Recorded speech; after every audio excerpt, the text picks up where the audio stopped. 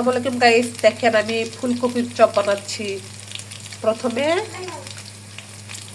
চাউলের গুঁড়ো দিয়ে বা আটা দিয়ে পরিমতো লবণ, হলুদের গুঁড়ো, মরিচের গুঁড়ো, ধনের গুঁড়ো এগুলো দিয়ে একটু মাংসের মশলা দিয়ে সুন্দর করে মিক্স করে নেবেন। পানি দিয়ে মিক্স করে নেবেন, মিক্স করে গুলিয়ে নেবেন সুন্দর করে মিডিয়াম মতো আঠালো আঠালো ভাব করে। তারপরে এভাবে বসাই দিবেন। দেখেন আমি বসাই দিয়েছি। তাই দেখেন আমার প্রথম স্টেপের আলু চপ হয়ে গেছে, আমি নিচ্ছি এখন। তাই দেখেন এইভাবে আমি আঠালো করে গুলে নিয়েছি। দেখছেন এক স্টেপ বসানোর পরে আরেক স্টেপ আমি দেখাচ্ছি। গোলাটু দেখান গোলাছি যেভাবে সেটু দেখানো হয়নি। এইভাবে করে নিয়ে নেবেন। দেখছেন এখন এইভাবে দিয়ে দিবেন। দেখেন গাইস আমার আরেক স্টেপ বসানো হয়ে গেছে। দেখেন গাইস আমার দ্বিতীয় স্টেপগুলোও হয়ে গেছে।